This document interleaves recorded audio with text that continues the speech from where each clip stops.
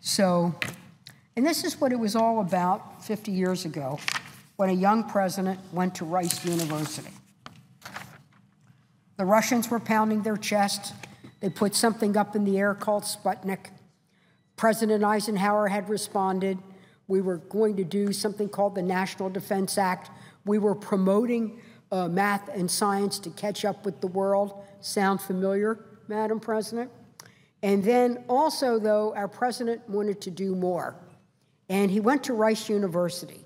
And during that speech, he rallied the nation on why, as part of his vision of the new frontier, why we should travel into space.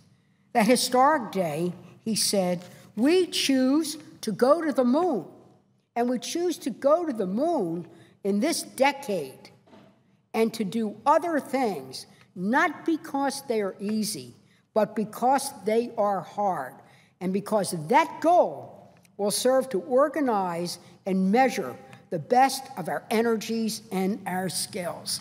And that's how, in a robust way, we took a nascent space program and transformed it into a space superpower. It literally took us to the frontier of space and took us to a new frontier. For those 50 years, America continued to lead the way in space and to keep space a peaceful area, not to militarize space, not to colonize it for a single country, but to explore, and along the way in exploring the universe, to get to invent science and technology that would help transform our lives here. America continues to lead the way in space, and as an appropriator for the space program, I am so proud of what we continue to do. What we continue to do in the area of space exploration, space and space science. Look at where we are now. We are right up there in the space station. We have completed its development. We're going to do new research that's never been done before, and we're part of our wonderful, gallant astronaut program. And at the same time, we've invented new technologies to explore the universe. The Hubble telescope, where its work is located here in Maryland, both at Goddard and the Space Telescope Institute. And most recently, we landed Curiosity on Mars, a robot the size of a Mini Cooper that will tell us so much about our nearest neighbor. As President Kennedy might say, we sent Curiosity to Mars, not because it's easy, but because it's hard, and we really are curious. Over the summer, we lost two of our great people, two of our great astronauts. We lost Dr. Sally Ride, the first woman to go into space, for whom we so admired. And then we lost astronaut Neil Armstrong, who on July 20th, 1968, took that giant step for mankind. Tomorrow at the National Cathedral, we will honor astronaut Neil Armstrong, and later on this year, we hope at the National Space Museum, we will honor Dr. Sally Ride. But we not only want to respect our astronauts of the past, we want to respect our astronauts of today and our astronauts tomorrow, and all of those wonderful young men and women who want to study space, who want to study aeronautics, who want to explore new frontiers of today and come up with new ideas that will lead to new jobs for tomorrow. You know, we keep asking NASA to do the hard jobs, explore that universe, protect this planet, make airplanes safer and more reliable, look beyond the reach of Earth and develop those new technologies. Search for extraterrestrial life out there. Maybe it is, maybe it isn't. Study Earth as if it were a distant planet.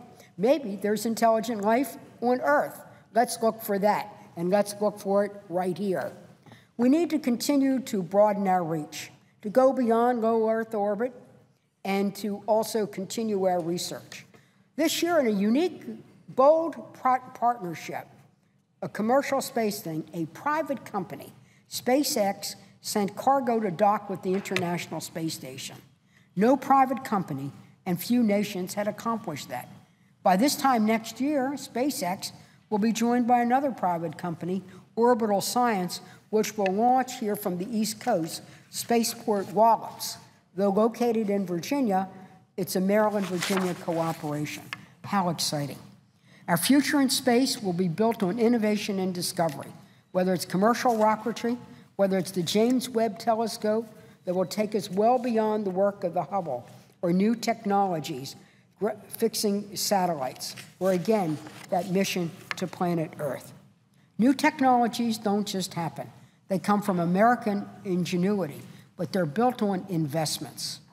They made America great, and they made the United States nation someone to be worth imitating. Madam President, much is said in the last several weeks about an exceptional America. America is exceptional because of the daring and the do of people like our astronauts, because of talented people who think and study and come up with new ideas, and because their government backed them.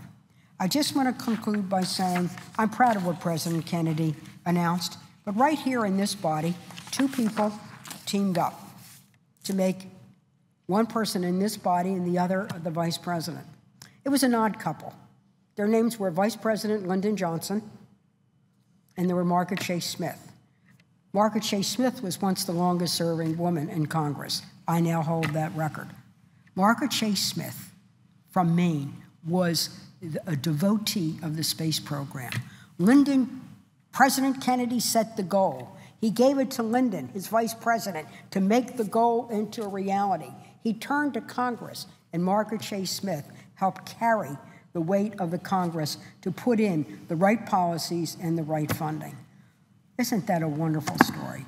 And it's a wonderful story that we need to take with us, that when we work together with our president, when both parties work across the aisle, that's the new frontier that takes and keeps America an exceptional nation.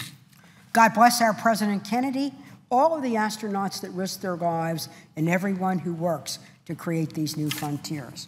I yield the floor.